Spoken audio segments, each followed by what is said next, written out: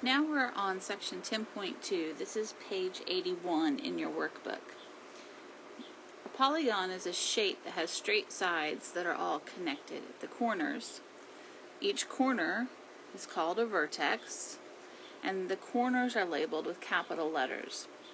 Polygons are named using the letters on the vertices, the corners, going around the polygon, and you can either go clockwise or counterclockwise, it doesn't matter. Sides are labeled using the letters of the corners that are on that side, and we write a line over top of the letters. The letters can go in either order as well. So here's the idea. The directions here ask us to name this polygon. So first we write polygon, and we can start with any letter we want. Let's say I want to start with B. I can go around the polygon this way, or I can go around the polygon this way, but I would call it polygon B, C, D, E, A. Or if I went the other way, I'd have to say B, A, E, D, C. Then it asks us to label the sides. So if we start on this side right here, it has A on one corner and B on the other corner. So we would write A, B, or we could write B, A, and we draw a line on the top to show that we're talking about a side. This side we could call BC or CB. This line is DC or CD. This side is DE or ED. And the last side is EA or AE. Perimeter is the distance around an object, around a polygon. This is found by adding up the sides. So if you think about in movies and they say they're going to walk the perimeter, they mean they're walking around the outside edge of whatever building they're in.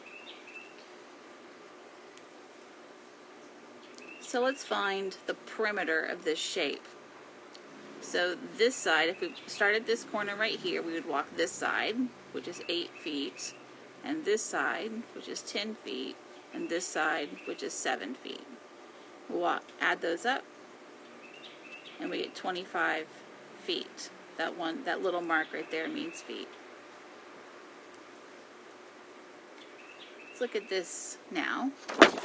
We just pick a corner to start. So let's say we walk this side first. That would be 2 feet 8 inches. And then this side would be 4 feet 6 inches. And then this side would be 3 feet 7 inches. This side is 4 feet 2 inches. This side would be 6 feet 3 inches. And then this side right here would be 8 feet 8 inches. So we'll add that up. So 2 plus 4 plus 3 plus 4 plus 6 plus 8 gives us 27 feet. And 8 plus 6 plus 7 plus 2 plus 3 plus 8 is 34 inches. Now we're not going to leave it like that because 34 inches is bigger than 12. So we'll ask ourselves, how many times does 12 go into 34? And it goes in twice. That would be 2 times 12 is 24. So there's 10 inches left over. So this 2 right here is 2 extra feet with the 10 inches. So we take this 27 feet and we add on the 2 extra feet and we get 29 feet with these 10 inches. So our final answer would be 29 feet 10 inches.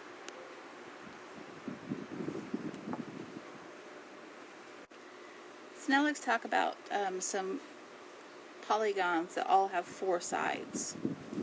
A rectangle has 4 right angles and 2 sets of equal sides. picture of a rectangle might look something like that.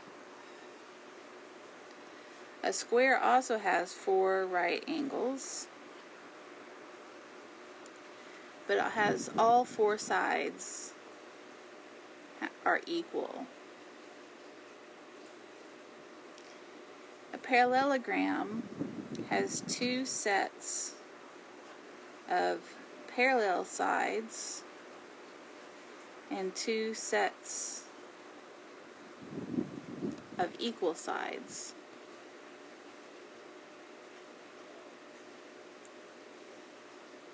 And we often draw a parallelogram like this, kind of slanted. And a trapezoid has 1 set of parallel sides. We often draw a trapezoid like that. But it doesn't have to be like that. It could be like this. It could be like that. And we'll look at some more trapezoids as we go. The area is the space inside a polygon. The area is always measured in square units. So the perimeter is the distance around it. The area is the space inside. So think about if you were putting a fence around a garden, that goes around the outside, or a fence around a backyard, it goes around the outside. So that's a perimeter.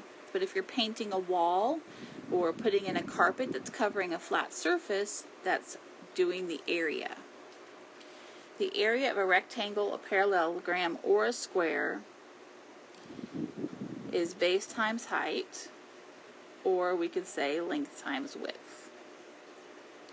Height is always the perpendicular distance between the 2 sides, and it's shown by a right angle. So in a picture, we're looking for that little box that's showing that it's a right angle. So we'll look at this first example. We want to find the area and the perimeter. We want to make sure we label things. So if this side is 8, that also tells us that this side is 8. And if this side is 5, that tells us this side is 5. Okay, the 2 marks means inches. This is a rectangle. We've got 4 right angles. So for perimeter, we would just add at the sides, starting in whatever corner and walking around it. 8 plus 5 plus 8 plus 5. We get 26 inches. For area, we need to take base times height. So this we could call our base, and this we could call our height. Now in this example, the height could be the 8 and the base could be the 5. They meet at a right angle, so that's the important part. So we have 8 times 5 is 40. Now this we talked about means inches. So when we label the area, it has to be square inches. You can write it out like that, or you can write it like that, inches squared. Those are the 2 options. You cannot write this. That doesn't have a meaning. So let's look at this. They tell us this one's a square, which means that if this side's 6, this is 6, this is 6, and this is 6. So for the perimeter, we'd have 6 plus 6 plus 6 plus 6, which is 24. This is 1 mark, which is feet. For the area, we're doing base times height, which would be 6 times 6. We get 36 square feet. Again, area is always in square units.